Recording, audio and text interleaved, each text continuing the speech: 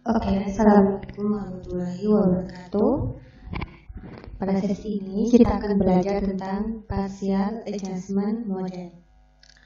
Sebenarnya model ini sama dengan beberapa model sebelumnya, hampir sama dengan model regresi linier atau regresi linier berganda. Hanya mungkin nanti ada sedikit perbedaan.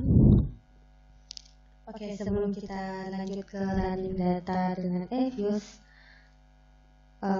kita kenali dulu nih, apa sih sebenarnya partial adjustment model. Jadi PAM atau partial adjustment model itu adalah salah satu model ekonometrik dinamis. Nah, biasanya PAM ini digunakan untuk data time series. Di bidang ekonomi, hubungan ketergantungan antara perubahan endogen dan eksogen tidak berlangsung secara instan pada T yang sama. Jadi misalnya nih, perubahan variabel X pada tahun 2002 itu tidak langsung mengubah variabel Y pada tahun 2002 itu juga. Bisa jadi variabel Y-nya itu berubah pada tahun 2004, 2003 dan selanjutnya di atas tahun 2002 gitu. Untuk lebih jelasnya ini contoh dari model PAM. Nah, misalnya di sini ada kenaikan gaji. Jadi kenaikan gaji yang diperoleh seseorang itu tidak langsung merubah pola konsumsi dia, tapi hanya merubah dari MPC, marginal propensity to consume.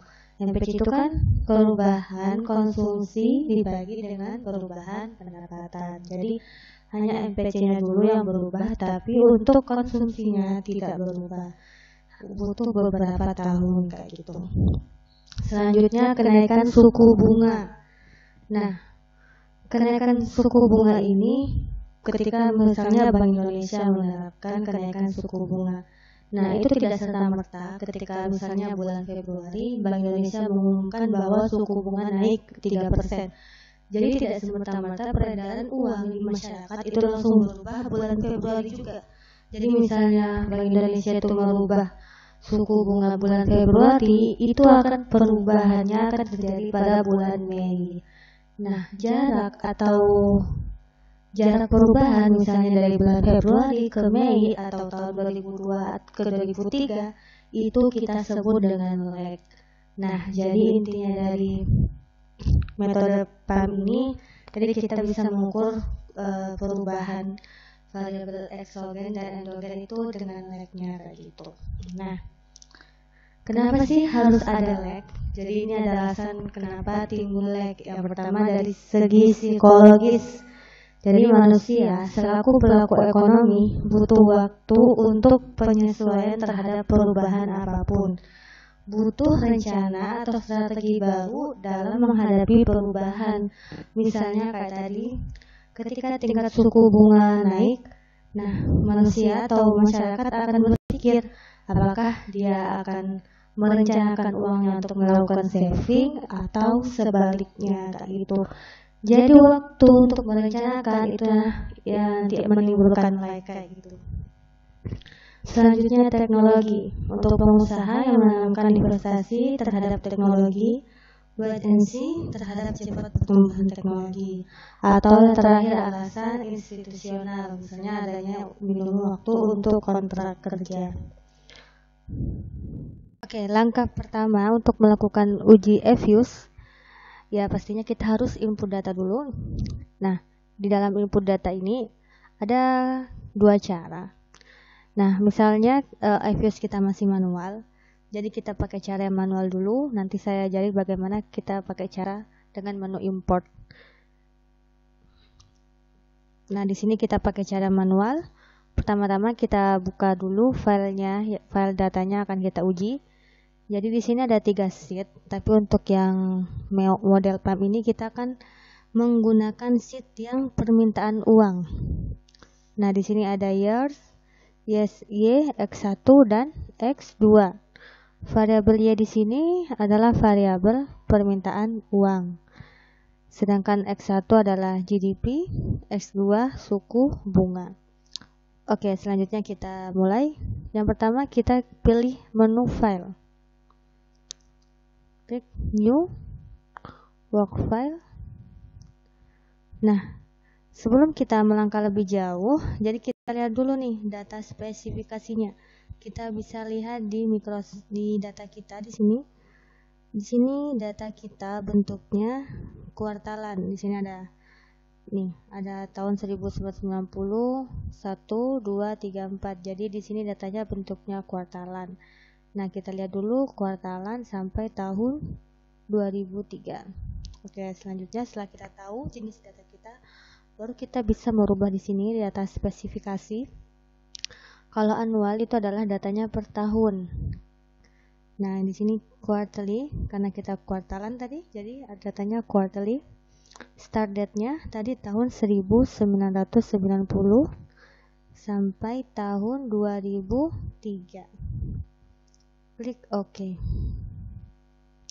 Nah, setelah selesai, kita klik object, new object, pilih series.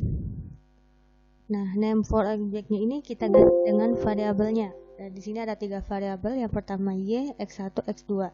Jadi kita pilih yang pertama dulu Y. Oke. Nah, kita lihat di sini, coba lihat. Nah, di sini bentuknya sudah kuartalan ya. Jadi tahun 1990, Q1, Q2, Q3, Q4 sampai 91 dan seterusnya sampai tahun 2003. Oke, selanjutnya kita input data. Kembali ke Microsoft Excel. Jadi kita copy.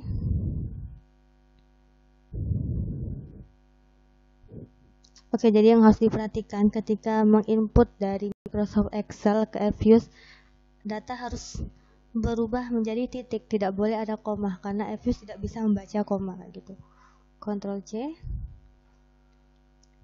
Setelah itu kita klik edit di sini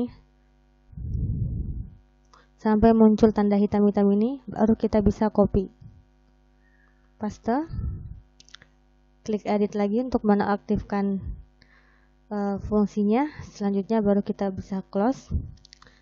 Langkah selanjutnya kita masukkan variabel X1 dan X2 sama kayak tadi, series. Di sini namanya X1. Oke.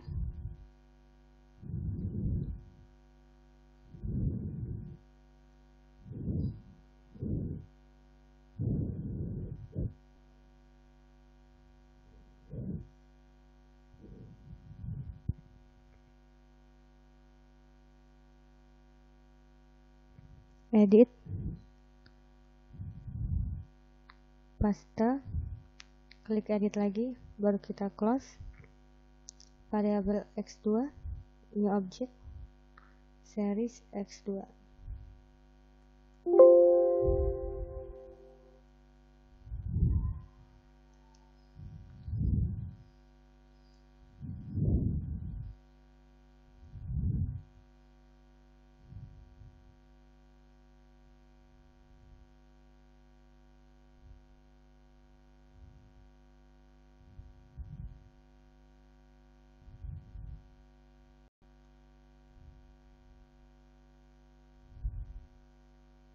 Oke, sudah.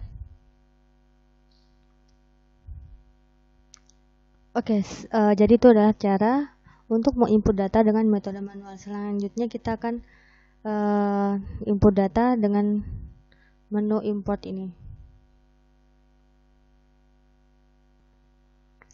Langkah-langkah untuk mengimport data dengan metode import yaitu yang pertama klik import from file.